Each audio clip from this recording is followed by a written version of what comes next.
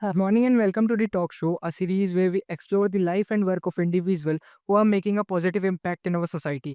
We are your hosts. I am Krishna. And I'm Rakshita. Today we have the pleasure of hosting Mrs. Anita Sharma, a dedicated worker who has been working tirelessly to empower women. So let's get started. Let's start with your journey. As we all know, you have a very good and academic background from biology. So, what inspired you to go through working or helping to rural women? Okay. I am very much comfortable in Hindi. So can I speak in Hindi? Yeah. Okay okay बेटा मेरा teaching में भी career रहा है। मैंने 5 साल करीब Delhi CBSE में पढ़ाया, कोचिंग भी पढ़ाया है। फिर हम लोग रामनगर शिफ्ट हो गए, उसके कई रीजन्स हैं। आने के बाद लगा कि अब क्या किया जाए?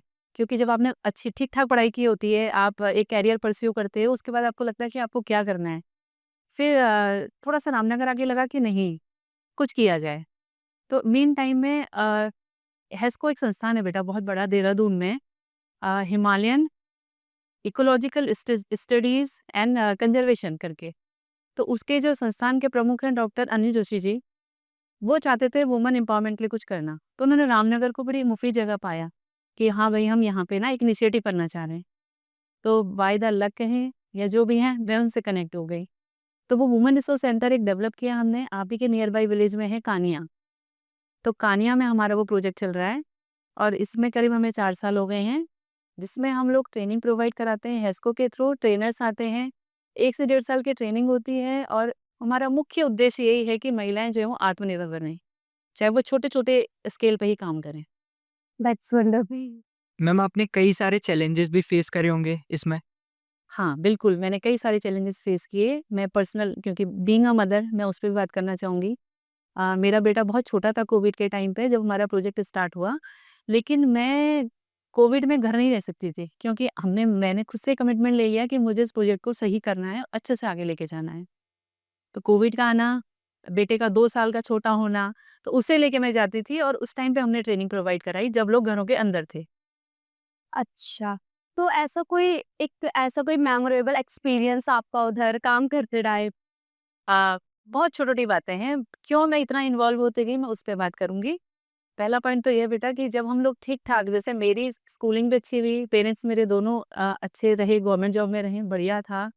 एक ठीक-ठाक लेवल पे हम लोग जब रहते हैं, अपना लाइफ चल रही होती है, फिर हस्बैंड भी गवर्नमेंट में है, तो एक ठीक-सा स्तर चलता रहा।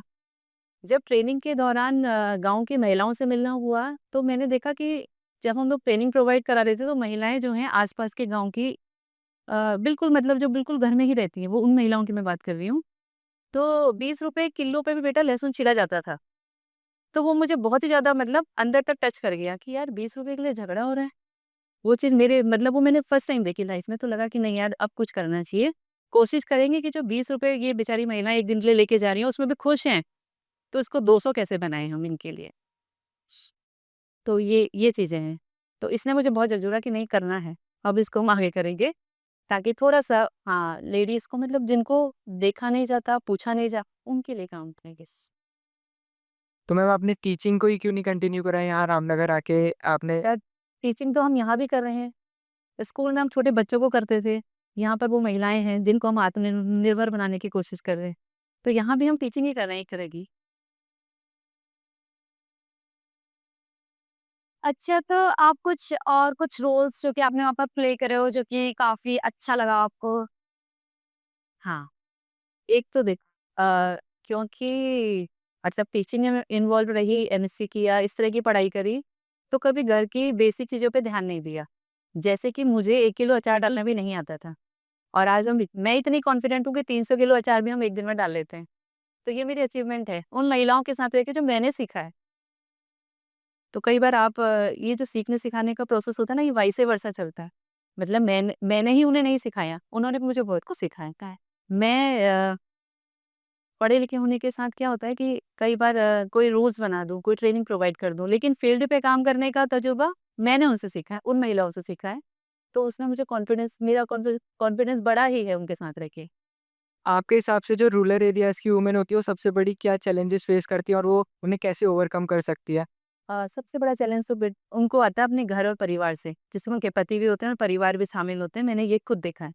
क्योंकि वो ये चाहते हैं कि महिलाएँ बाहर चाहे वो 4 घंटा मेहनत का काम करके आ रही हैं, वो घर में भी पूरी शिद्दत से वैसे ही काम करें जैसे उनका रूटीन था। उनके संग कोई एडजस्ट नहीं करता, कोई कॉम्प्रोमाइज़ नहीं करता।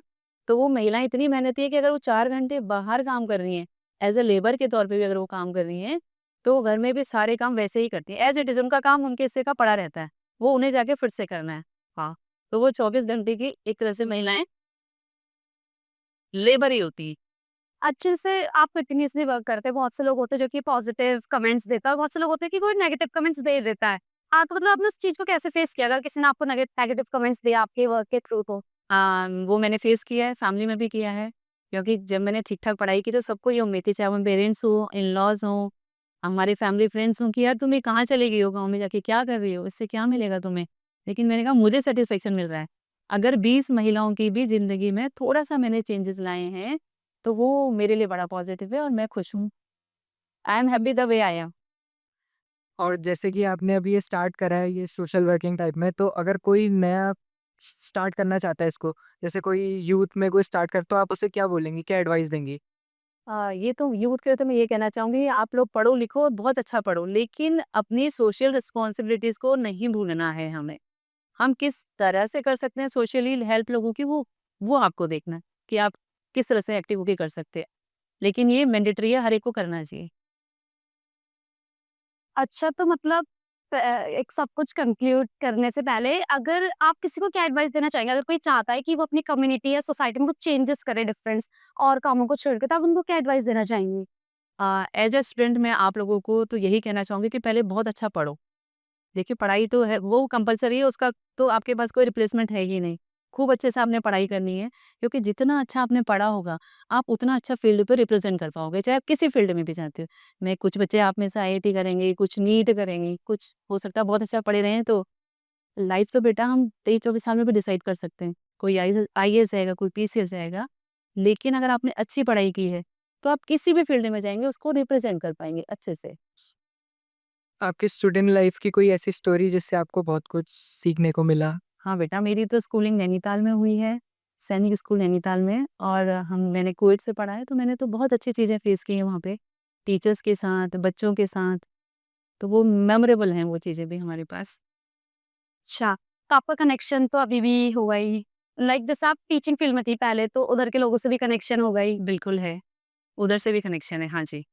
तो उस टाइम पे आपने कोई प्रॉब्लम वगैरह फेस की थी टीचिंग करते टाइम? नहीं, टीचिंग को तो मैंने बहुत एन्जॉय किया है, टीचिंग में मैंने कभी भी कोई प्रॉब्लम फेस नहीं की।